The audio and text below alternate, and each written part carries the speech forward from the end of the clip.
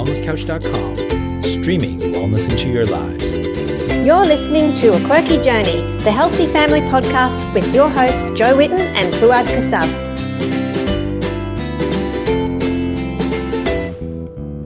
Hello everyone and welcome to A Quirky Journey. I'm your host Jo Whitten, and with me today I have my good friend Mary Kelly. We don't have Fuad with us today. He's still away on his big adventure, but he'll be back soon. And Mary and I are going to be talking through all sorts of things about when you finish gaps and when you're starting to move on and learning to let go and teaching kids responsibility, all sorts of things like that. So we were thinking about how long it's been since we had a podcast together, and I think it's been about a year, Mary. I feel like it was a year. It doesn't. But for those of you who don't know Mary, which you probably all do because she's awesome and amazing, but just in case you don't, Mary has done a few podcasts with us before. So the very first one would have been a couple of years ago, and we talked about her story and her son's amazing journey of healing from, can you list all the things, Mary? It's to just say many disorders, behavioral and physical. Yeah, yes. yeah. And that was through gaps mostly. And also all of her family and herself, just the amazing journey that they've been on. And Mary did a lot of coaching with gaps. And we also talked in another podcast about your journey through anxiety and healing that side of things. Yes. And then I think we did one on parasites and who knows what else. And Mary's also spoken for us at our gut health retreats up here in Far North Queensland, or one of them. We've only had two. And, it was so amazing. I still, it's just that time of year again. It's coming into that time of year, and it's making me think of it and thinking, I wish we could do it again, but I don't think it's happening yet this year because we've just got so much else on. But it was a year ago. That's right. It would be April. Yeah. And it was beautiful weather. And so we're starting to get the good weather back now. We've had so much rain. So it wouldn't have been a good year to do it this year because it's been flooded, the property, everything's been flooded up here. So, but one day we'll do it again and we'll get Mary back because it was amazing. But since that time, so Mary's been on another stage of her healing journey. And I thought, it'd be great to get you back on the show, Mary, and just have a chat through what's been happening for you in the last year or so, because I know a lot of our listeners and a lot of our gut health program members absolutely love you and they want to know how you're doing and what's happening for you and what you've been getting up to with your business and your work and your home and your kids, and you've moved out to the farm. And so tell us your story. So maybe just give a little overview of your your background and story for those who don't know you, and then we'll go on to what's been happening lately. Sure. Okay. So the overview is that I didn't Where do I start? She says. It's nothing. It's nothing. I didn't realize that I had spent a number of years, and I suppose I did realize, but I didn't ever qualify myself as worthy of healing until I gave birth to a son who was, in my opinion, worthy of healing. Mm. And so there's been a huge journey focusing on my little boy Daniel, who for the first 5 years of his life was diagnosed with many disorders and a failure to thrive because he couldn't tolerate any food at all. The doctors told us he should have nil by mouth when he was 18 months old. And so he was on a hyperallergenic formula until he was 5 with a handful of safe foods. Mm. And very much the opinion of we needed to accept that this is just who he was. Very medicalized, 7 different scripts that I was spending thousands of dollars at the pharmacy every month. And then a second child that also was showing signs of intolerance and behavioral disorder. And then, never looking at Stu and I. Well, it was weird. We knew we weren't healthy. Stuart was also losing safe foods, but I don't know why as parents you don't consider yourselves worthy of healing. Mm. It's just that when you're given the job of raising children, that suddenly this big lioness comes, protection lioness comes, and then you engage in this huge healing journey. We found gaps we were at the very lowest point in Danny's health story. He had been hospitalized 3 or 4 times that year. He was 4 years old, about to turn 5, and he was not responding to treatments. And this was for all sorts of different things, gastro, asthma. He broke his arm twice that year. So there was a lot of trauma around Danny. I knew at that point in the hospital where he wasn't responding to a simple rehydration treatment that this wasn't going to work anymore, that it was getting to the point where the doctors who had always been out, we'd put them up on a pedestal, could now no longer actually even manage the symptoms.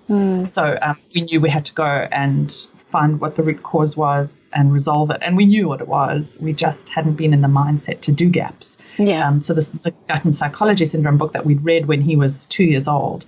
But at that time, I was suffering from post-traumatic stress disorder as well as postnatal depression. So it was too much for me. So but at this point, I was getting better.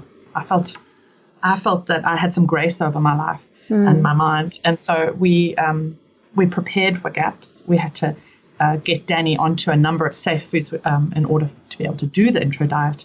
That took 3 months of putting drops of broth into his formula and building it up, and then noticing that even just with a small amount of broth, his gut was just obviously just loving it and was suddenly responding to the point where we were now able to add a few vegetables. And so I think we had 3 safe vegetables and lamb broth, short cooked. And we thought, okay, that's it, we'll do intro. So we did intro, and the details I could go into would take us a long time. Go back. We'll put the link to the original podcast so people can go back and hear the detailed story if they haven't. But it's amazing. Because it's a good story, but so encouraging. The short, miraculous part was that he went from having 15 life-threatening allergies and 44 intolerances that we knew of to within 6 weeks he had a handful of nut allergies left. It still just blows my mind. I tell people about you all the time.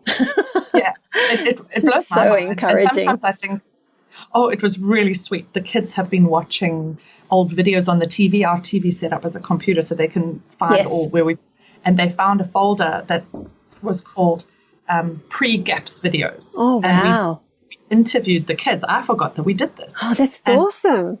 Yeah, it was the night before GAPS intro. Oh, my goodness. And we interviewed Danny and myself and explained what it was that we wanted and what miracle we were asking for. Oh. And this little 5-year-old boy in his little list explaining how he felt and how he did not want to feel this way anymore. And now you all cried watching that. It was good for them because they've forgotten. Yeah. They've been so healthy for so long now that they've forgotten what it was like.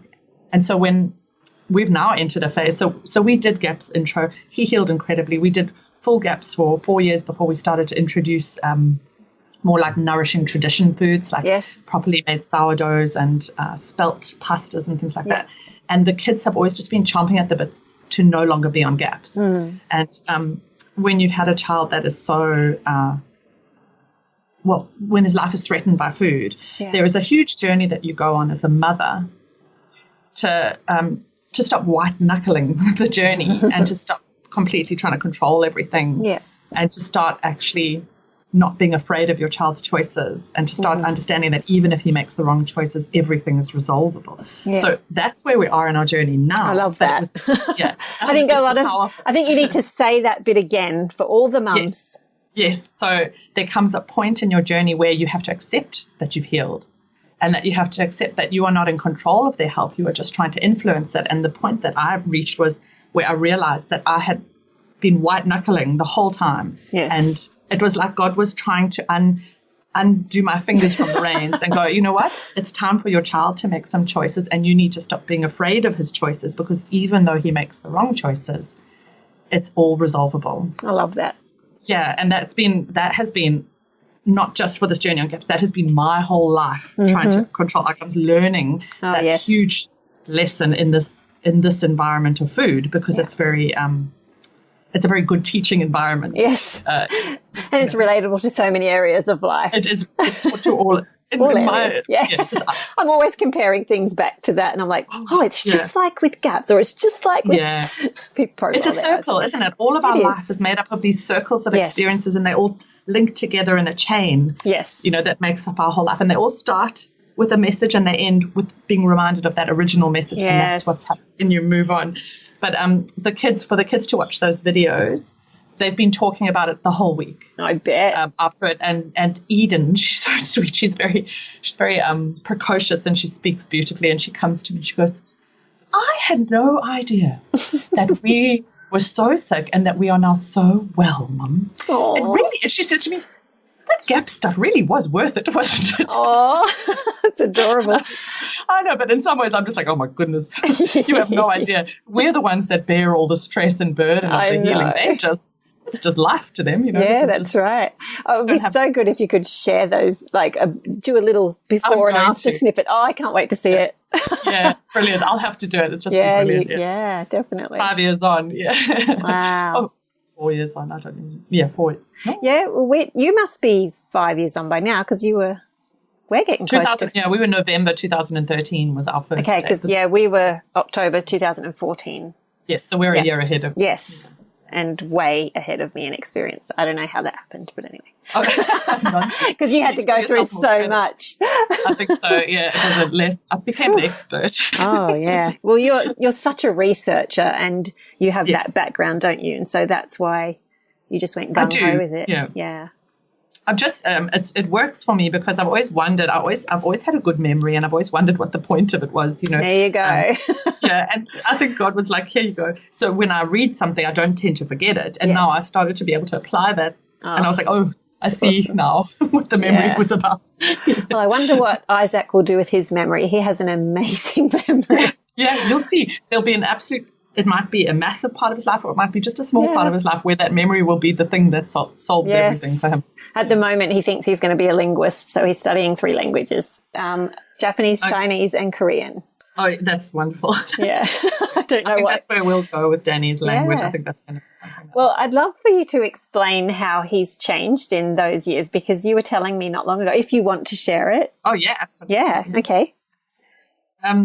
Danny, we always knew from a very young age that he was very bright. He picked things up very, very early. And he was our first child, so the big joke was, oh, yes, we better call Mensa straight away. We have a genius.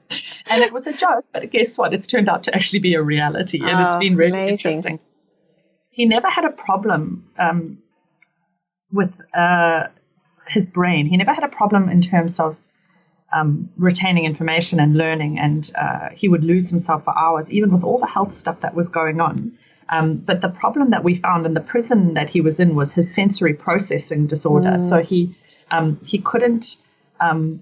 He was in a prison of fear about the next noise or the next Isaac. big touch or the next pain that was going to occur, and so he was kind of circling around life. Trying to avoid situations where the noise was too loud or the light was too bright or the pain was too much. And so there were a few things that happened when we started on GAPS and he healed so beautifully. He started to hug, and he'd never hugged. Never hugged. And he explained it. He said, it's not sore to hug anymore. And I was just, in one hand, I was brought to my knees with how beautiful, but also with how did I not know? Yeah, because they can't verbalize things well when they're so young, and you just don't realize. But you also attach negative labels to them of, oh, he's such a wuss, or he's such a fuss. Yes, yep, I remember that too with Isaac. Because he was such an intense kid, yep. I attached these labels to him to help me to deal with the intensity of him. It's not me, it's him, it's and he needs to get over that and all of that. And anyway, so the sensory processing stuff definitely eased an enormous amount to the point where the diagnosis was removed, but he still is, a highly sensitive child. And it probably has to do with that brain of his, ridiculously big brain. And he started in the last year, I kept, this was one of the big lessons of the control, letting go of the control. I kept associating every bad behavior that Danny had with a food that he had eaten previously. Right. And it's something that GAPS mums do because we know how much food affects behavior. And in many instances it does. But we reached a point where he had to start taking responsibility for his behavior. we couldn't keep attributing it to food, because then it wasn't his fault, and then he could carry on just behaving in a way that was very instinctive rather than with self-control and taking responsibility. And then these last Christmas holidays, it got quite bad, and we really noticed it when we had family around, that he wasn't coping. Like if 2 kids were playing and he was left out, the emotional stuff, he was starting to have meltdowns that were very reminiscent of before gaps. Right. And so in my mind, I started to go, oh, his gut is back to where it was. And, it started to get very, you go down the wrong path. You go down the negative and worrying path. Well, you jump back to what happened in the past straight away, don't you? Thinking it's happening again. And it's a trauma trigger, for sure. And I'm not sure that I will ever recover from the trauma of that, but I certainly hope I will. But so when he would behave like this, completely out of control, I would threaten him with putting him back on intro. Yes. And it very quickly became very negative, right.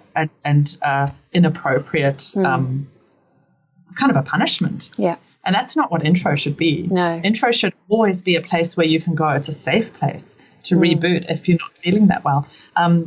And luckily, my sister-in-law was with us at the time, and she is she's training is, can you believe it? In New Zealand, gifted children have teacher aides in the same way that autistic children have teacher aides. It's awesome. And it makes so much sense. Yes. So while she was there, my sister-in-law sat me down and had a hard talk with me and said, Mary, you need to deal with this boy's giftedness. This frustration is not coming from food. It's a difficult conversation because we've never really seen eye to eye on how much food can impact behavior. But so for her to say that to me, it took me a moment. I smarted a little bit, yes. or she doesn't understand. Yes. But we very quickly got through that, and I realized that what she was saying was true. But it was also like I was being given permission to move on. Oh, it was that's so good. Yes. Yeah, and to see the bigger picture that it's not positive just thing. The food. You're ready for the next step. Ready for the next step. And so we went back to the school and spoke to the teachers, and I recognized it straight away that he was coming home with his maths homework and he was crying because it was so boring that he felt he was being punished. Oh. It was like when you're at school and you're made to write lines. That's what he felt he was being told to do by having to do his 10 times tables. And so I went to the teachers, and they were wonderful in this. And I said, come on, let's get this boy tested. And the reason I wanted to get tested was because I felt that when I had pointed out that he was really, really needing a lot more mathematical challenges, I felt that the teachers had that moment where they went, you're just a mum who thinks your kid's a genius. Yes. Where I had a teacher say to me, oh, he's not that great, Oh. and you know what I said? I went back and I said, you know what, let's get him tested and then we'll see. Yes. And it was terrifying when we got the results, actually. I thought it would be it was in many ways a wonderful relief. But I remember we got the results in the morning, and that afternoon I went to pick Danny up from school, and I was shy around my son because suddenly it was so precious that I could break it. You know? Wow. Because the results that we got were for he was definitely up in the superior level of cognitive thinking, but his mathematical ability, he was working at university level. Crazy. And I thought he's in grade 4. I thought he would be working at grade 6 level, and that they'd need to give him a bit of extra work. And when they told me that, the first thing you think you'd feel is huge pride. I did not feel that. I just felt terror. Yeah, I think I'd feel terror too. What do I do with this kid? Exactly. What do I do? Because how can anyone feed a brain? And it also gave me a lot of relief of again, permission. I need permission to feel ways, as you can see. There's a little trend here. But it helped me to feel, I don't know if it was sadness or I looked back at the mum I was when he was so intense and I couldn't feed his brain fast enough. Yes. And it made me feel bad for her that I hadn't had this information. I knew it in my heart to be true. Yes. But now that I had this information, I just felt this welling up inside of me, that same mother lioness before gaps, when we decided to stop gaps, came up inside me, and I was like, that's it. I'm going to give this boy what he needs. And so we're starting on that journey now, and so far the teachers have been incredible, but I can see they're going to get overwhelmed the same way that I did, because literally you can give them a bit of extra work that takes them 5 seconds. It's an enormous amount of resource that goes into being able to challenge a brain like that. Yeah. So, and you still want to, you obviously still want to keep them in with their age group and coping, you know, so that they're not sticking out like a sore thumb. No, because he is still just a 9-year-old. That's right. He's not 18 years old, even if his brain is there. But the other thing that has really helped us, and this was such a wonderful thing, was when we were going through gaps, and because we had to take so many choices away from Danny because of his allergies, we decided that any time that we could give him independence or an ability to make a choice for himself, we would do that. Yes. And he kind of became a bit of a free-range kid, where he was riding his bike, crossing big roads. I remember you saying that. And his little ego just went, you know, swelled up, and he suddenly he was such a cool kid at school because he was allowed to ride his bike to school and home. And the only reason I did it was I knew he is such a responsible child. Yes, I knew that for him. I wouldn't have done it with my second, who's off with the fairies, and if a butterfly goes down that road, she's following it. You know? Although in saying that, she now they ride 5 kilometers up and down hills to school from the farm. Oh, wow. And they do it together, and they just get such a buzz out of it. And that's just one of the ways. But we let them, wherever possible, wander, you know, in safe environments. And we give them enormous responsibility around the house. And that's something that you've obviously built up over time. It's not something you just chuck them into. And I know my parents did the same with us. And I remember I started riding my bike to school in the beginning of grade 2. And, it was blocks away. And it was, but I was very careful, and my sister was with me, my big sister. And we were always encouraged to go exploring and to do things on our own and not, and that was so good for us. But obviously. And we were as well. And I think, Jo, that there's been a generation where 24-hour news cycle has freaked everyone out so much. Oh gosh, you start me talking on this topic. There's the news cycle, there's the politics, there is the corporates who need us to doubt all of our instincts in order for them to be able to sell their products. Yes. And there's this huge amount of fear-mongering. Through fear-mongering. That's right. It's almost a fascism where we were talking about this the other day. There was somebody posted online a comment that could have been on any newspaper or any pharmaceutical pamphlet in this day and age. And the comment said, sometimes society has to consider what is best for the nation rather than what is best for the individual. And when the person, so that was the post, and then the question was, who said this? And you know, it was from Mein Kampf in Hitler. Yeah, I was about to say, I bet it was Hitler. It was Hitler. Yeah. And, but I hear logical, rational people using that argument for many different things. Oh, yeah, that's right. And I'm like, how did we slide into a fascist way of thinking? We've just, it's all kind of happened very under the covers, you know. Yeah. Anyway. It's a whole, like you say, it's a whole nother subject. But I guess it depends so much on the place you live also, because some parents obviously couldn't just let their kids go off and explore. They're in the city or whatever. No, It's so beautiful being able to live in the country, isn't it? We have that a lot more freedom for our kids to explore and to be kids.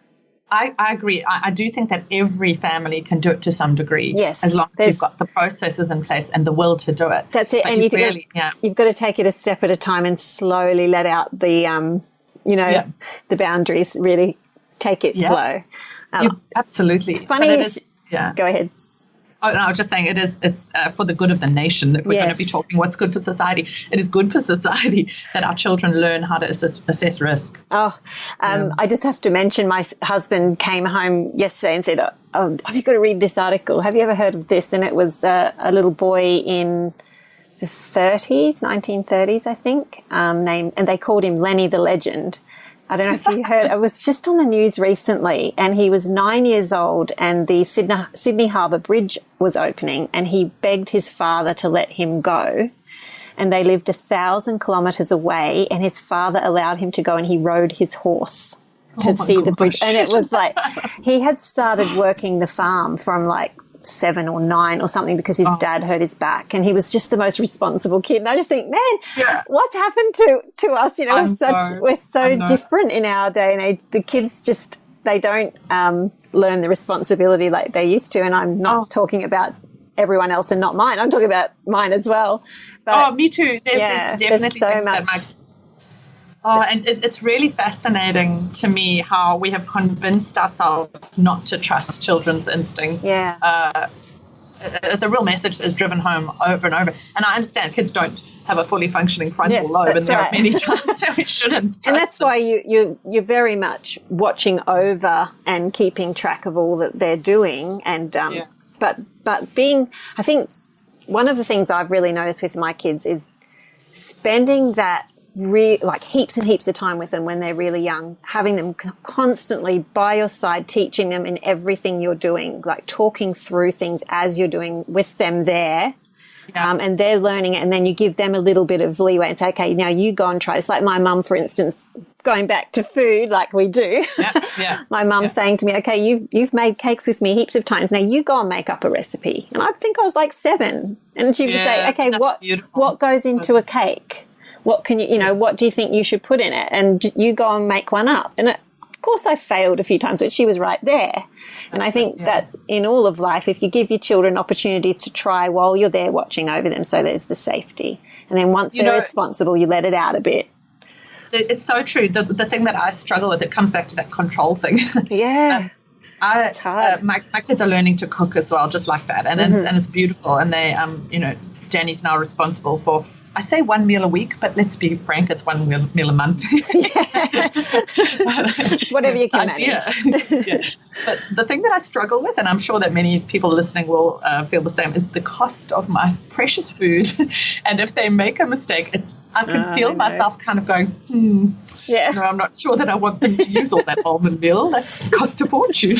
And how many kids have dumped a heap of coconut flour into the bowl with everything else that happens? I know, and you watch them with your precious ingredients. You're like, actually, you know what? I've changed my mind. Go away. You can crack the eggs. That's it. Yes, you can crack the eggs. But if the shell gets in, no, you can't crack the eggs anymore.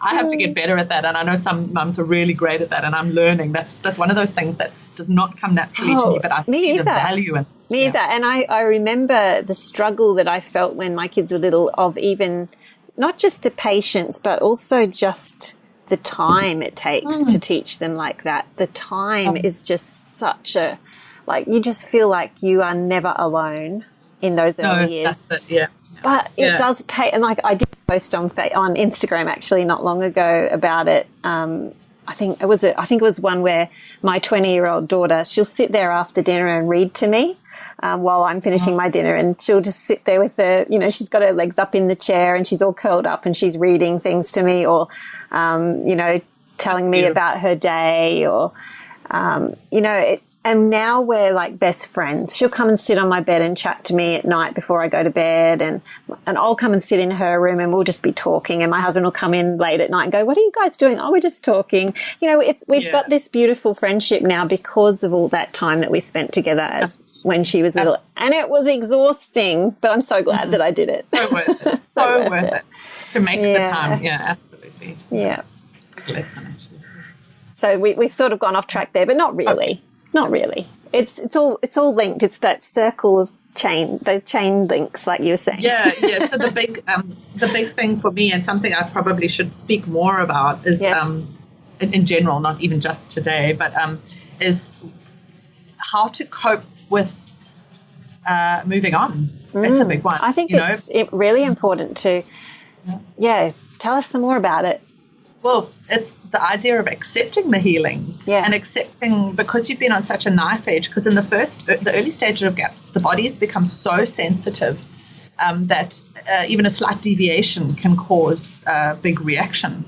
And we very much, I notice a lot of people get into this headspace of you heal on intro, not on full gaps. Yeah, and that's not quite true. It's not. It's fundamentally not true. What you do is you set the body into a healing pathway on intro. You trigger it from a maintenance mode. Switch over to healing mode, yes. Yeah, and it will do a lot on intro. Yeah. But once you move on to full gaps, it doesn't stop. No. It doesn't slow down. It keeps going. And sometimes it used to really take us by surprise when things that we were, Danny was highly allergic to, he would accidentally be exposed to it and he would have no reaction to it. And I'd be like, oh, he's still healing. And we all are still healing. And for me as an adult, the healing that I've, the backwards and forwards with the healing that I've been through as well has been quite pronounced. And that's what I was going to talk to you about was,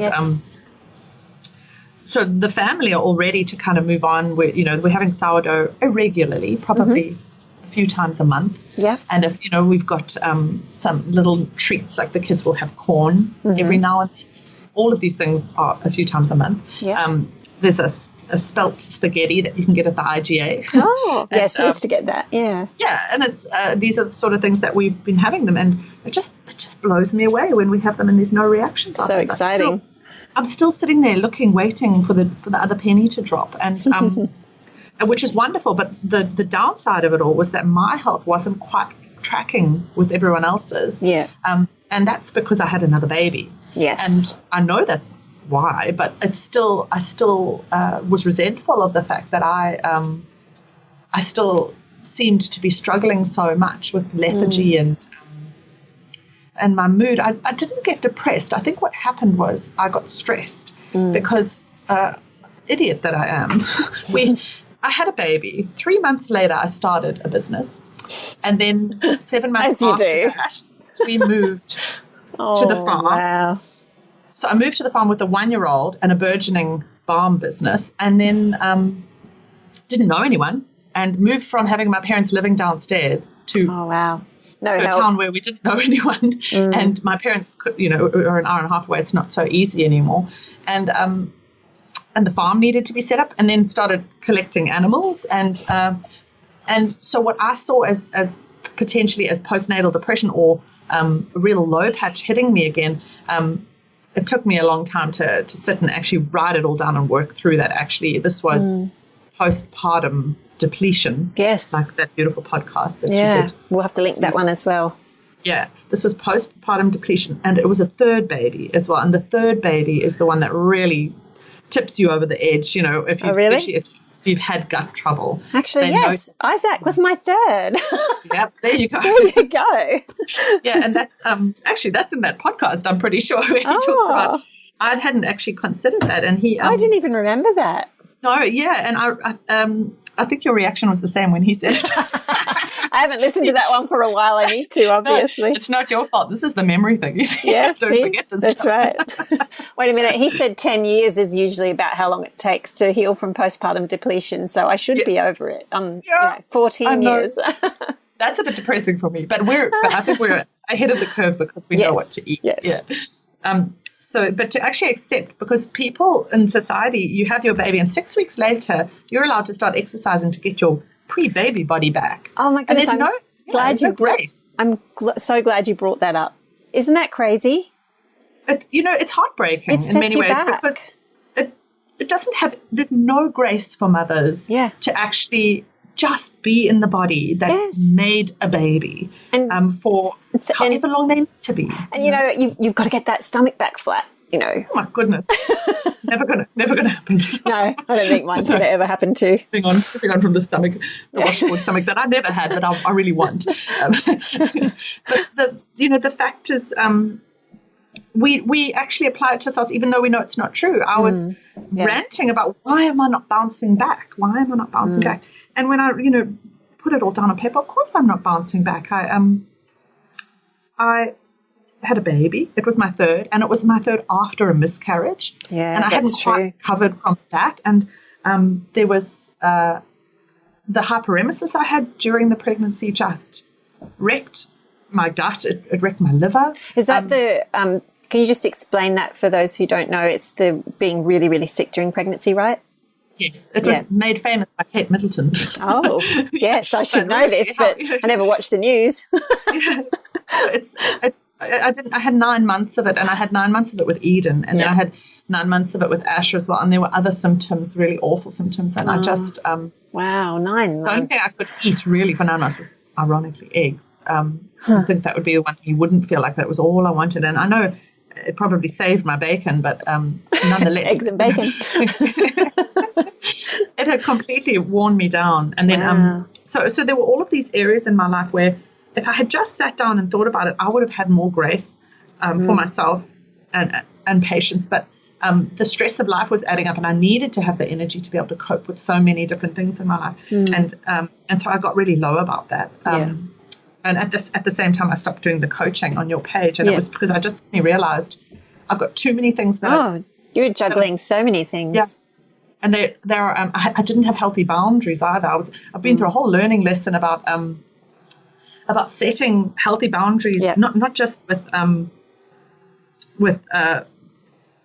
people on my page, but with my family, so that I can focus on this little nuclear here on the farm, my children and my husband. That's who I'm on call for. Yes. And no one else. And then there's my parents outside of that, and then my immediate relations, and then my friends, and then these boundaries that I've never had healthy boundaries. Right. I've always been on call to whoever needed me. Yeah, I'm a bit like that too, and I've had to really learn that. Oh, it's such a powerful lesson in life that sorry. Oh no, that's I interrupt too much. No, that's good. See, that's good. We just chatted. But I'm still in that phase of actually learning how to have healthy boundaries. So now I understand the concept, and so I can apply that concept. But I still feel terrible. I still feel terrible that I'm not replying to a person who I've never met who's sent me an urgent message. I know, I do too. Yeah. So now I have to get to that phase where I'm actually okay with having boundaries. Yeah. Yeah. My sister has just moved here from. My sister's just moved back here. She was away from here for 10 years. She was down south, and she's really helping me because she's like, Jo, you're not coming and having coffee with me. You're not spending time with me. When I come over to help you, you go to the office to work. And I'm sorry. We had a movie night the other night, and we've been out for coffee, and I'm making sure I spend time with it. When she's here, we'll sometimes cook together. And so that's my work for the day. But it's really, because for so long I haven't had my sisters around, I've sort of lost the knack. And it's really lovely to have her back, and it's helping me to focus more on family. It's good. Oh, that is wonderful. That is so. My sister's an hour away, and it's still too far. She's just had a baby, and I just want to be walking with our prams down the promenade together. But no, I think I'm going to have to get her to move up here. I think that's probably going to solve that. That will work. I hope she doesn't listen to this podcast, because it's very much, a secret mission. Shh, don't tell her. Okay. Her name's not Megan Roderick. Shh. Okay. Sisters, gotta love them. Yeah, no, but really, really fascinating. New, and this is kind of the new lessons that we're into. We're into. It's okay to eat things that aren't on gaps because we're well enough to cope. It's okay for me to move on to dealing with my son's giftedness now, because now we have the time and the space and the healing to be able to make that our new focus. Yeah. And it was also okay for me to move backwards and go back onto intro while everyone else was moving forwards. Yeah. And, and to actually focus on my own healing and put the kids in front of Peppa Pig for hours and hours on end. So you could sleep. Exactly.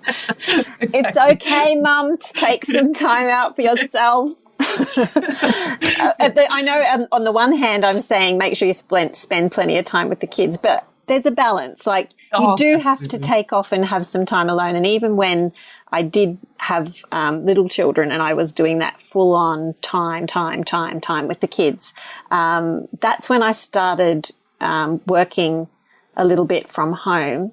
And the first thing I did was working for Thermomix. And I used to go off to the demos, maybe once or twice a week. I'd go and do a cooking demonstration. Yeah. And I remember I'd hop into the car and I'd go, oh, this is so lovely going somewhere by myself and being with adults and just going and doing something I love. And you do need that. And I would also even just going grocery shopping by myself. Oh, my goodness, was so awesome. So easy. And you just get it done. So easy. One of the things that we've done is we've taken our calendar and any event, and forgive me if you're a friend who's listening and I cancelled, we just cancelled 10 weekends in a row. Oh, sorry, we're busy. And all we've done is farming. Ah, that's so good. So wonderful. because it's always been this pressure in the back of us that, and we've been like, have we made the wrong choice moving out to the land? Because the land, wow, it does need a lot of love. But when you actually take all the other noise out of your life and you just simplify.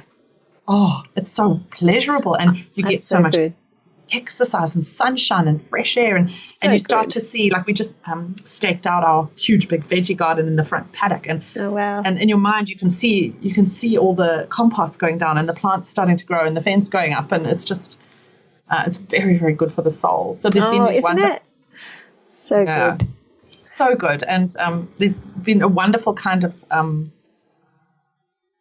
lesson that I didn't expect to learn of boundaries and healthy relationships and honoring your family and your husband and self-control as well. I was losing my rag a lot with the kids, and I was blaming it on what I was eating.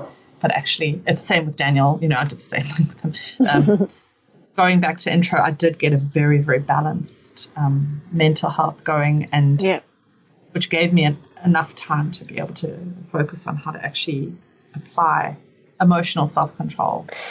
Do you think a lot of times when we get really stressed and anxious and losing it with the family and just feeling like we can't cope with life in general, it's a lot of it is to do with the way that we pile things on ourselves? I think it is for me. I think it's the boundaries. I think it's not having healthy boundaries, and those healthy boundaries, letting ourselves be pulled by everyone and everything is urgent. That's it. When really we're not doctors, we're not on call, no one's dying. No. The only urgent thing really, and I actually watched an amazing woman, her name's, I want to say it's right, Havila Cunnington.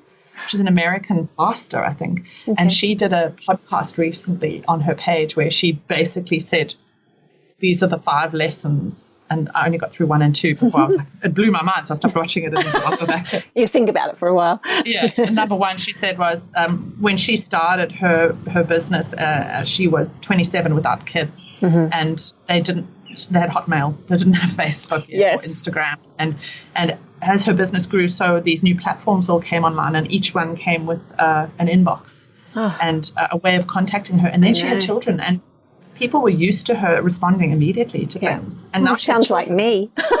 Yes. And she hadn't learnt healthy boundaries, and not just healthy boundaries with people, but with her job. Yeah. She hadn't learned. And so this guy, Danny Silk, he sits her down and he goes, I hate to break it to you, honey. You're not a doctor. You're not on call. That person who desperately needs to talk to you, they can wait 2 days.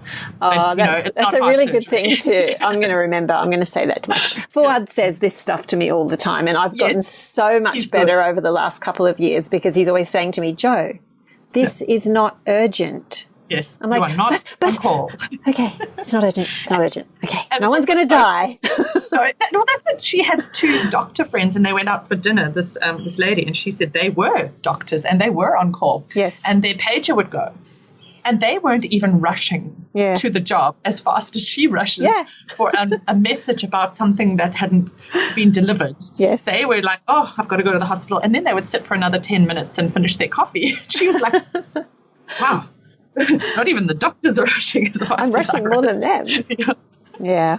So it was boundaries. And boundaries. Boundaries is a big topic, but a very important one. So stress has been a big lesson for me on how much damage stress does to your gut health and your brain, the chemicals in your brain, how much serotonin it sucks up, and so.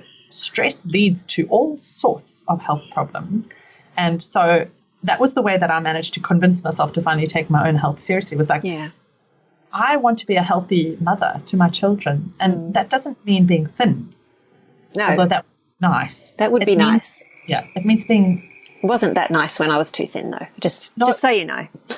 And that takes me back to that whole postpartum grace that we don't have with our bodies. There's another thing that I read, I'm spending too much time on my phone, but about this woman who was having a real crack at those fitness ladies who are making multi-million dollar companies who are making so much money off women on these 12-week programs where women, they go on the 12-week program, it's unsustainable, and they put the weight back on afterwards. And and the question she was asking was, what's wrong with the weight?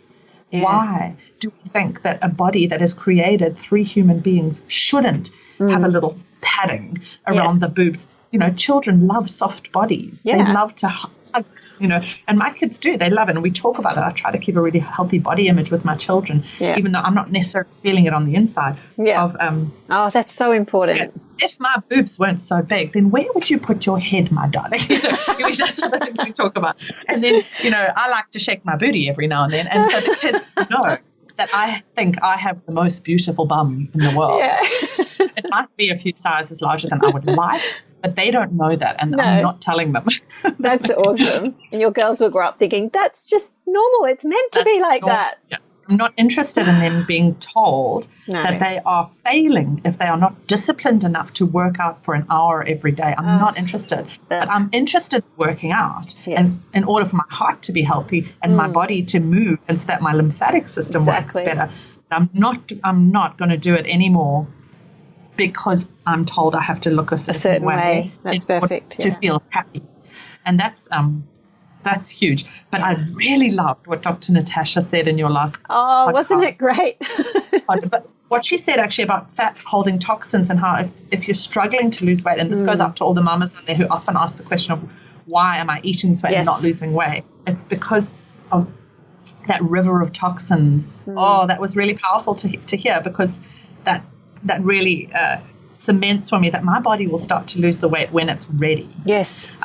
And just that pregnancy, it was a toxic pregnancy. Yeah. And my body's holding on to that weight. And I know it's a hormonal thing as well, and I think they're related. But the really powerful message for me was that my body will lose the weight when it's ready. And then that was right when I went back onto intro to try and get my life back. So it was 2018. I have a diary, and it's the year of learning, one, how to remove the stresses, and then how to have boundaries with work.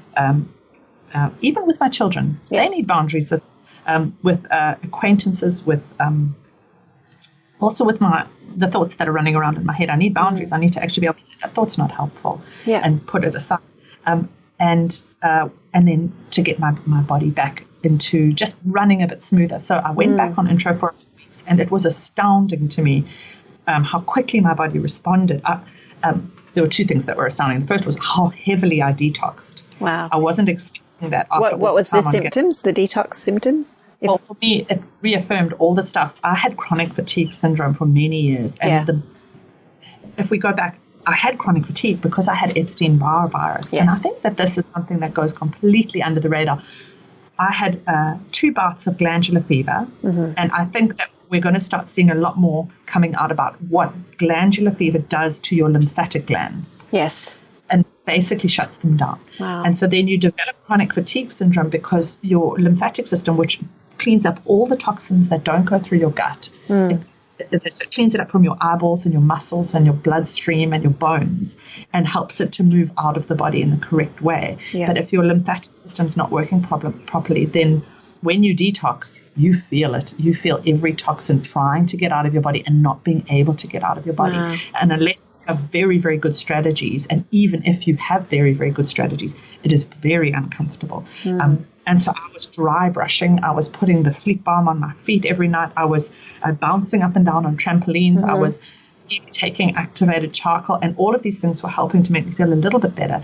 But for me, the glands you can feel the glands that have completely shut down are the ones just underneath my jaw. Okay. And whenever I get stressed, they go up, almost like mumps. They go up. Yeah, India's the same. She's always had problems with those ones. Yes, and those ones, I believe, in my personal case, and this is not scientifically proven, but after that experience on intro, I believe that they trap the detox in my brain. I believe that they trap those toxins in my brain, because my symptom, I don't have eczema, I don't have diarrhea, I've never had any kind of rashes or other detox pathway symptoms, but I get brain fog, and I get depressed and anxious and irrational. Wow. And so I really think that there's an actual physiological reason for that. Yeah. And so I was even like digging my hands into the glands and dragging them down the whole time, trying to just move it. just squeeze them back into life, and massaging my temples and all of that kind of stuff. And then one day it wasn't there anymore. And I suddenly felt, Stuart took a video. He's like, I need you to remember this. I'm like, I don't think I felt this good in years. I don't think I felt. And I just suddenly, I was doing loads of washing and doing this, going for a run and doing this with the kids and playing with them. I swear I did about 50 things in one day. It was amazing. And then the next day I detoxed again. So I was like, So was that, so you feel that was, how far into intro was that? That was about 2 weeks in. Wow. It was the first 2 weeks, the first few days were fantastic. It's maybe like your body now and then gives you a break and says, okay, you can have a break from detoxing today, but we're back to it tomorrow. I think so. But what happens is the breaks become bigger and the detox becomes smaller, and that's very typical intro. And so, and that was really wonderful. And I went, when you have that day, that one day, it gives you so much hope, but it also shows you what you've been dealing with for the last 2 years. Yeah. Like you can see that night and day. Exactly. And but one of the also amazing things I discovered was that my body has been in a state of inflammation since I miscarried.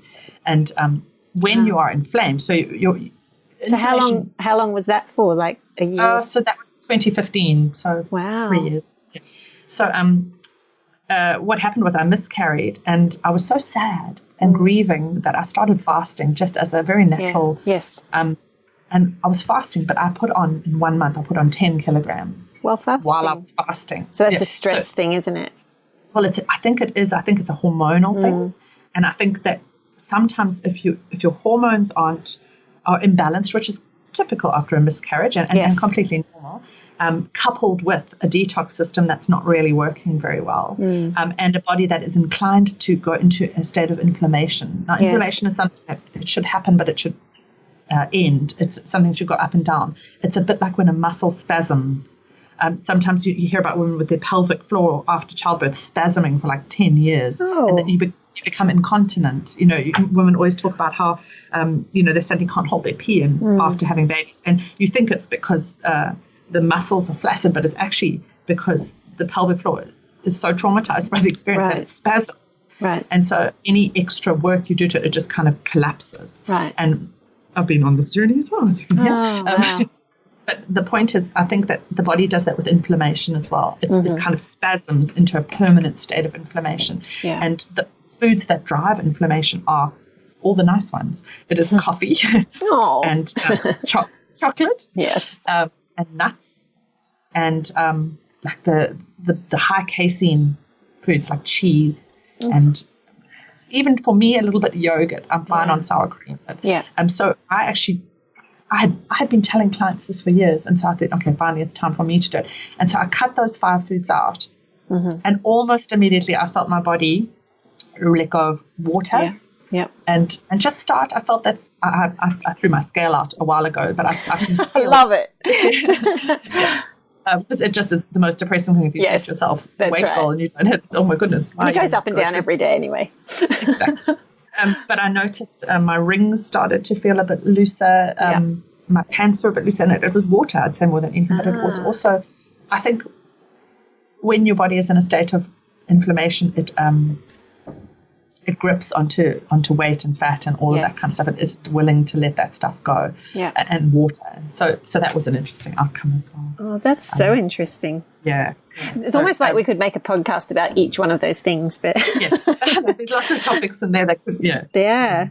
I'm just thinking with all the stress that you went through and working through healing, have you got any words of encouragement for, especially the mums out there? There's a lot of mums that listen that, like I've talked to you about this before, Mary, that we do get a lot of sometimes private messages and emails, but also comments in the private chat group for the program from mums who have been like super focused on healing their family and their kids, and they've been on high alert for so long. And like you, they're realizing that they need to work on their own health now. And maybe it's like 6 months down the track, maybe it's 6 years down the track, but they've realized that they've neglected themselves, and they're really struggling with anxiety and the stress and the,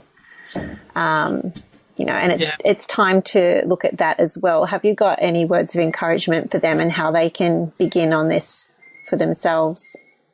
For sure. I think sometimes we have to just take a moment and look at the situation through logical eyes and not emotional eyes, because especially with anxiety and repeating patterns, it's exactly the same as if you are earning a good salary, but you are unable to save every month. And I know this sounds like a weird analogy, but bear with me because it does work. And you can get yourself into a position where you just believe that nothing can change it. This is how much I earn. I can't earn any more. Therefore, I can't spend any less. Therefore, I am going to be in the state of stress about my finances forever. But if you actually sit down and look at it, you can actually work out, there are my triggers. There's areas where I could go without that, and I could save here, and I could.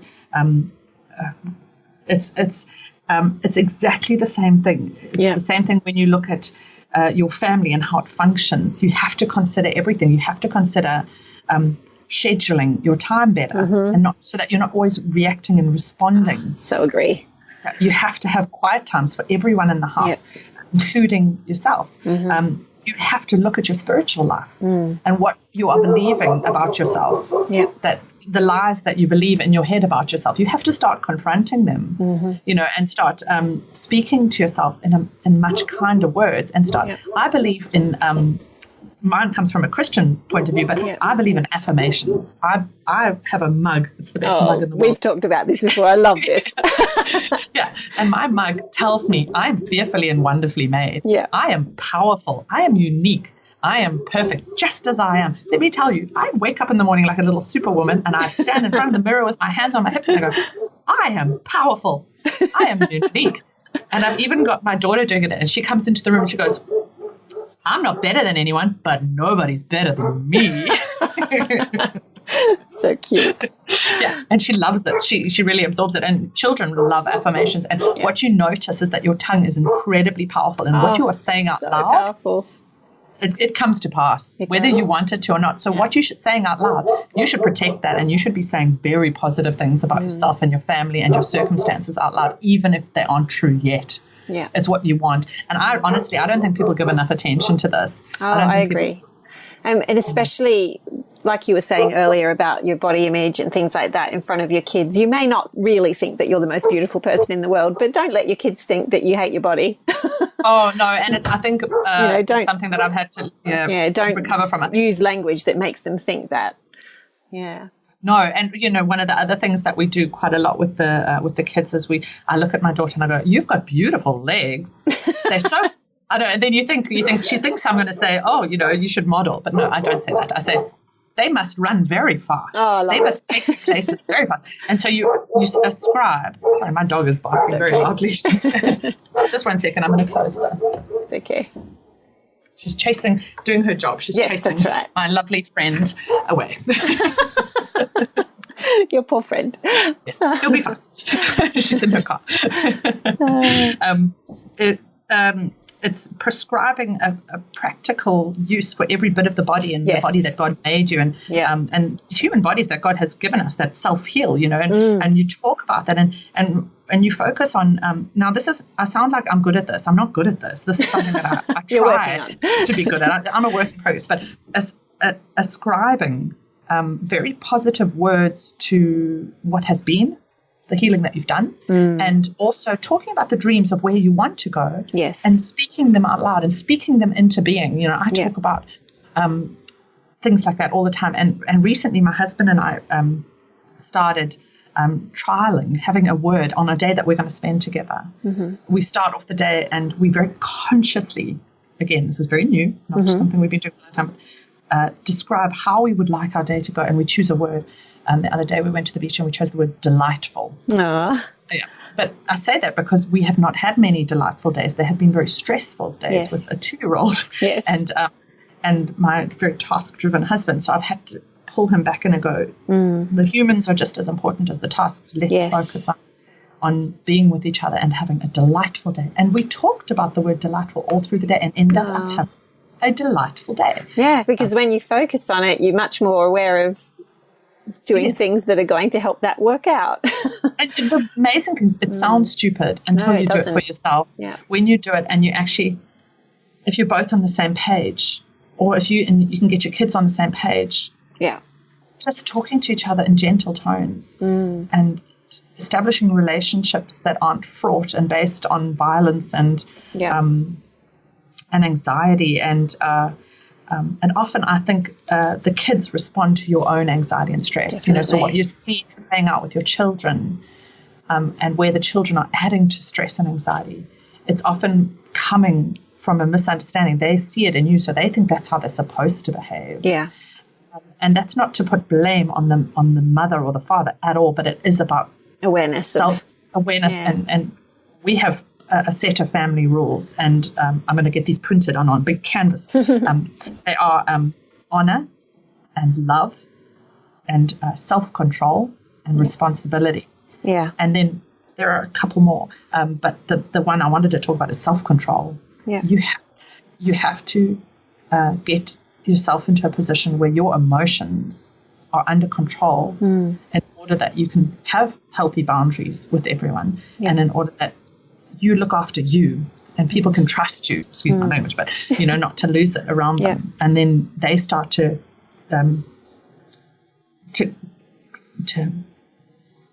did I cut out there? No, I can hear you. I can hear you.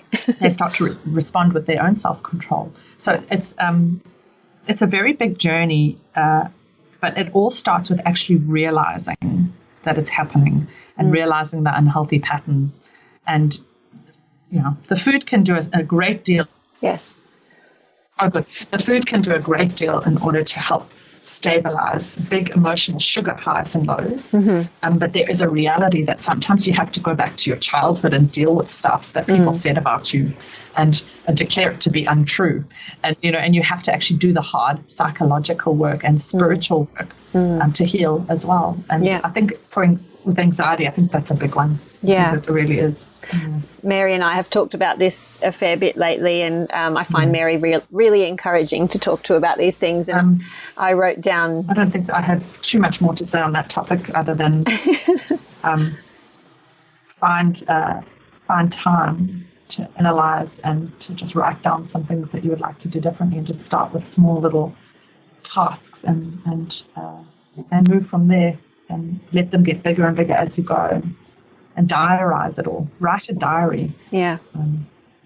Sometimes I write my crappiest thoughts down, but I say the positive words out loud. Yeah. And I've even been known to tear up a page and burn it. Yes. That's happened. It's cathartic. So Mary and I have been talking about this a fair bit lately, and Mary's very encouraging to talk to about anxiety.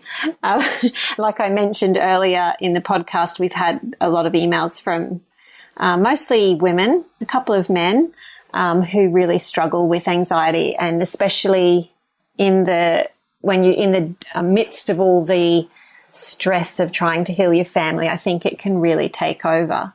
And I talked a little bit in our gut health program group. We have a private support group there, and I talked about how it was something that I really struggled with years ago, and I had to learn, my own ways to cope with anxiety and how to work through it. And it's funny, all the things that Mary mentioned just a minute ago are things that I had, really worked out little by little as well. And so I ended up, I can't remember how it came about, but someone asked about, it's not just the food. I've been on GAPS for, however many months, and I'm feeling like I'm not getting on top of the anxiety. So obviously it's not just a gut health issue.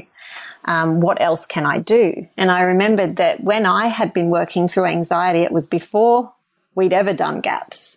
And I've always struggled with being an anxious person, I think, and it's a stressy kind of, like I said, always got that urgency thing in me that will push me to, let my boundaries down, like Mary was saying, and then get pulled all over the place and get totally overwhelmed.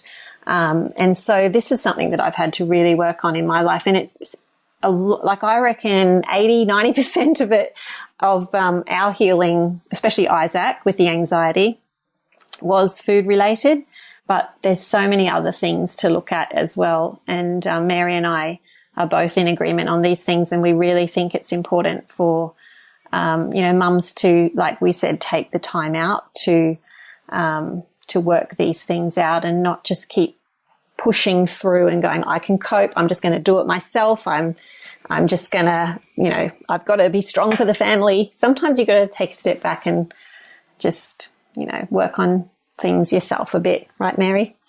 And I think also it's a real exercise in coming to understand things about yourself that you haven't ever really faced. And, yes. And some of those can be very positive things. One of the books that I read was Understanding Your Love Language. I love that book. We did that years ago, and also the ones for kids. They're so good. So good. And I always thought if I had a love language, it was words of affirmation. Yeah. But what I discovered when I actually read that book coupled with a couple of other books was that was now that my self-esteem, having healed my family, I've got pretty good self-esteem now. I rate myself as being somebody who's able to do things. That words of affirmation had fallen away as my love language. I didn't need it so much anymore because my esteem, personally, my self-esteem was based in what God saw me to be. Yes. And those were those affirmation words. Yeah. And now I didn't need other human beings to tell me how good I was because I know how good I am in God. Yes. But what had become my love language was quality time, spending quality time. And I didn't know this. And I realized that my anxiety levels had been going up because my husband, whose love language is acts of service, saw the acts of service as more important than the quality time. Yeah. And so this was something that was really adding to my stress. Was my husband and I were passing ships in the night, and I wasn't getting my quality time with him in order to fill up my tank. But he was busy doing lots of things for you, so you'd feel loved. And that's it. And what he needed was for me to do things for him. Yeah. And what I needed was for him to just stop and sit down and have a cup of tea with me. Yes. And the amazing thing was when I discovered this revelation was that it was something that I could say, I could tell him, but I only discovered it from a bit of reflection on myself and understanding and reading some books that are really helpful in steering you in the right direction in terms of relationship and because stress is not a thing. Stress is a result. Yeah. Stress is a result of relationships going badly. Yes, I agree. For me, unhealthy boundaries. That kind of thing. And this is what I was trying to say before is I started to write down my thoughts on all of this because I don't always speak really well. Like I get all tongue-tied and I can't get my thoughts out. But if I can write it down, then it's cemented and I can think it all through.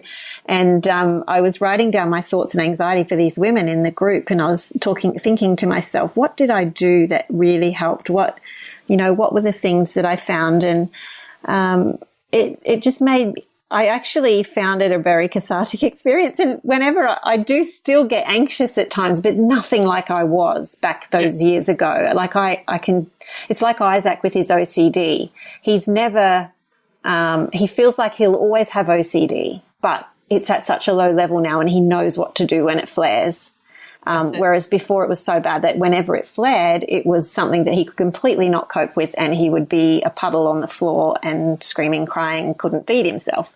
And so I feel like I'm thankfully way past that terrible stage, but I remember what it was like and I don't want to go there again. And I've learned to cope with it. I've learned to work through it. But I think one thing that we need to really focus on is to know that you are precious and loved and that your life has purpose. And I found it really helped my boys and it also helped myself to really step back and look at the big picture and to let go of all those little nitty-gritty worries and things that were constantly consuming me and making me feel like everything was urgent and overwhelming me, and just get some perspective about the big picture and to see myself in God's hands, surrounded by love, and to accept that I couldn't control everything that happens. I can't control all the outcomes.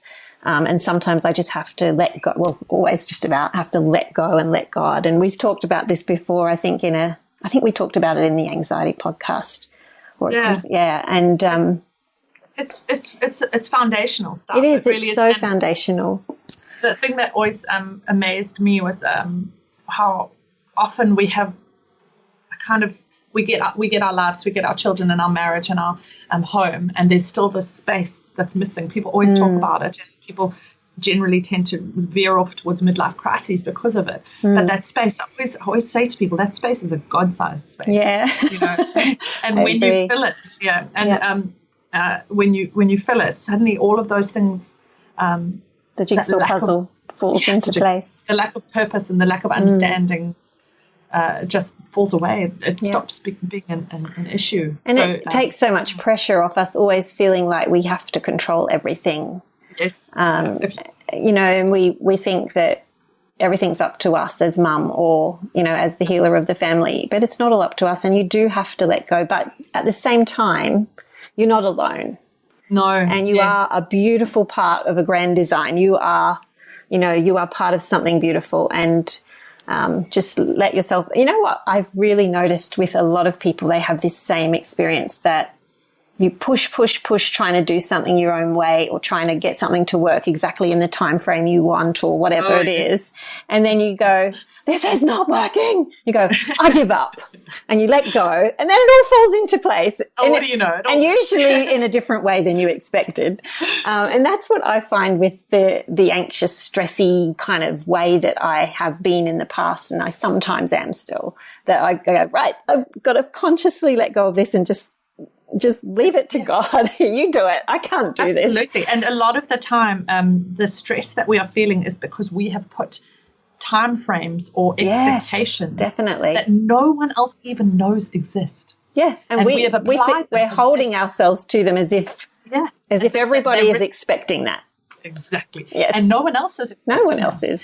And there's another stressful thing for people who are quite naturally passive. Conflict is stressful. Oh, very. And the thing that's me. The thing that's absolutely solved me is that there are people who actually quite like conflict. Those people often are like, my worst nightmare. Mine too. I want to say yes to everyone. But I can tell you right now that having a husband who actually quite likes conflict. Mine too. Oh. Yeah, he said he loves me. He goes, he loves a good debate. Like us, we ask you to do things for us, assuming that you're going to say no. But you, as a passive person, say yes. Are assuming that you're expected to say yes. And it's such a revelation. Oh, you're expecting me to say no. So I don't have to say yes. No. So I don't have to say yes. Oh, what a relief. I don't know about you, but it's the people pleaser thing in me that's like, I just want everyone to be happy. I just want everyone to be calm. I don't want to fight with anyone. So you just kind of, that's when your boundaries just kind of go. And the people pleasing side of things is usually God has made us peacekeepers for a reason. Yeah. But he does not want us to have no boundaries. That's exactly Absolutely. Right. Yeah. They are priorities that he wants us to focus on. So it's a really fascinating lesson in who you are as a person, and that it's actually it's okay to say no. Yeah. That people expect you to say no. When you don't have boundaries, people always kind of take you for a bit of a sucker. Yeah, they do. Yeah. And speaking of, husbands that like a good debate or like to push things a bit, it was when I started to have more boundaries and be more of a stronger person that things got better with our marriage. And I think that's very common. You've got to have those boundaries and be, and at the same time, letting go of any, forgiving and letting go of things that really aren't that important. It's all that urgency, and the tiny things are important, which generally are not, like the dirty cups on the sink or whatever. And I look at my husband as somebody who needs me to push back against his button. Me too. He needs to know to let go.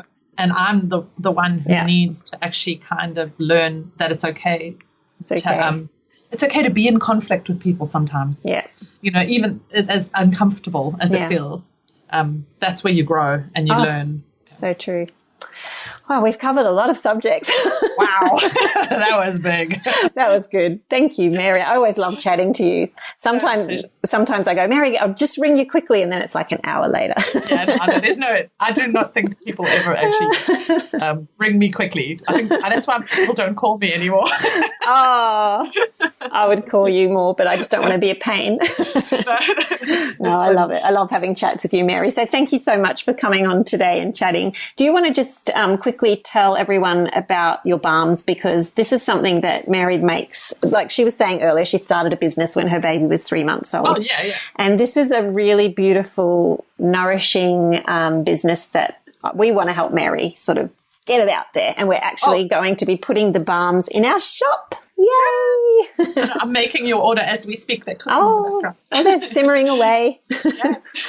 So it's really grown into a very firm statement. Before I was just making balms for my son who couldn't tolerate any kind of chemicals. So we were going to hospital, and the medicines they were giving him were sending him down into a spiral. Yes. And I realized we needed to solve the problem before we got to the hospital, especially with asthma. He could not touch the steroids or the prednisones and the Ventolins, and the doctors wouldn't believe us when we got there. So they would say, well, this is what we do, and they would just do it anyway. And, dear. So I needed to keep him out of the hospital. That was where we got to. So I started reading up about homeopathic remedies and essential oils and everything, and I was like, well, how do I bind them together with no toxins? Because this kid could not tolerate toxins at all. Yeah. And so I came up with some recipes, and we started using them on the soles of his feet. And then I gave one to my sister-in-law. My sister-in-law features is all these seminal moments when things change in my life. She's always the one who's been pushing me. Sounds like a good person to know. And she was like, you need to sell these, because she had a burn on her hand that wouldn't go away for months, and she put some of the healing balm on it, and it went away. We were there in New Zealand for 1 week, and within that week it had gone away, and she couldn't believe it, and I was really chuffed. And so I came home and I started making little batches and selling them to our local co-ops when we were in Brisbane. And it just kind of very, again, I look at the grace that God has over my life. It grew at a pace that I could cope with. Yeah. It just grew, but it always growing, and more and more people wanting to buy into, and that's the sign of a real authentic business. It's not something you're pushing and it's an overnight success that crashes in a year. It's something that gradually grows, and it's organic, and it's real. Most of the people who buy the balms from me are repeat buyers. And that's where the real very firm mission statement from the little company has come from, which is the Good Mood Food. They're remedy balms, and they help you to detox your medicine cabinet. And I can't stress how important that is. That basically for us, they have moved the chemical toxic medicines out of our medicine cabinet, and now we go away on holiday with just my remedy balms and some Band-Aids. That's amazing. And we still have Claritine in there just in case Danny has an allergy reaction. But it's kind of getting old and used by dates. Hasn't been needed. That's awesome. No. But the point is, I don't reject Western medicine. I don't. I think that Western medicine, I always say this, they are so good at acute care and they kept my son alive. And But I think that there's a time where we all have to reclaim our power as mothers. Yes. In the same way that Dr. Natasha said, as mothers, you have to take back your innermost medicine woman, and start looking at the things that you're putting on your kids' skin, sunscreens and the medicines and the those steroid creams for eczema, and understand that God has provided everything we need to keep ourselves well without any of those toxins in it. And that's what we're trying to do at Good Mood Food. We're trying to teach people how to detox not just their diet, but also their medicine cabinet, which is such a you look at the opioid crisis that they're talking about in America. It exists everywhere in the world, where people are dying in record numbers from pharmaceutical. Yes. That's the stuff. Sad. I don't want that in my house. No, don't want it in your family if you can. And I don't. And I need my kids to understand at the youngest age how to treat their bodies and how to treat their skin and how to always look for the natural remedy first. And if you need the antibiotics, you take the antibiotics. I'm not saying you die. No, and don't touch obviously. Western medicine. But I'm saying Western medicine should be for acute last resort. It should not be for chronic health care. So where possible, just detox. Yeah. And I mentioned in one of the earlier podcasts, might have been the last one, about the black poultice cream that you have and how amazing it was for India's hand. I don't know if I told you the end result of that. I said to her the other day, so have you had any pain from it? Because when it happened, when I had stinging tree brush against my knee just slightly when I was a teenager, it hurt for a year. Oh my gosh, that's crazy. Yeah, it was off and on, but it was whenever it got cold or wet or the wind blew on it, it would just ache. And I said to her, have you had any problems? She goes, no, now and then. It was a little bit like it itched a tiny bit the next day after she put the poultice on it, but the soreness was gone. She said, now and then you can kind of feel it, but it's really just gone. I was just like, wow. And that was like after a couple of weeks. Oh, so that stuff's magic. So we need to get that into the shops up here for the far north Queensland for all the people that have stinging tree accidents. So I put it. My son got a wasp bite, and these wasp bites tend to sting, hurt, and then just get worse and worse and worse and worse. Oh. And I just put it on straight away, and it stung, hurt, and pulled out the toxins, and it never got worse. And wow! So it's an incredibly powerful active ingredient, that charcoal. It's beautiful. So you'll be able to, hopefully within the next week or so, we'll have them up in the Quirky Cooking online store. But before, if you're listening to this podcast before then, there's also, of course, Mary's website. We won't have the whole range, but we'll just have a few in the store because I just think they're too good not to share. Yes, thank you. Yeah. Yes. So, Mary, we'll put the links on the page anyway for all the things that we've been talking about. I've been taking notes to remind me which links to put on the show notes. But thank you so much. And if you think of anything else I need to link to, send it on. Yes, I will. Yeah. And I'll just mention too, if any of you are interested in learning more about what Mary and I were talking about with the anxiety and what we did, I'll link to the anxiety podcast that Mary and I did a year or two ago. And I'll also, if you want my article that I wrote on this, feel free to email help@quirkycooking.com.au and I can send it on to you. Yes. All right. Well, thanks so much, Mary. Big hugs. Love you lots. You, my darling. Yes. We'll chat soon, I'm sure. I'll let you go and look after your baby. I can hear her calling me. All right. Thanks so much. All right, darling. Bye. This has been a production of TheWellnessCouch.com. Check us out on Facebook and join in the conversation on Facebook.com/The Wellness Couch. Subscribe to each show on iTunes and check us out on Twitter. The Wellness Couch, streaming wellness into your lives. Whilst the Wellness Couch presenter endeavor to provide accurate and helpful information to their listeners, these podcasts cannot take into account individual circumstances and are not intended to be a substitute for health and medical advice from a qualified health professional. You should always seek the advice of a qualified health professional before acting on any of the information provided by any of the Wellness Couch podcasts.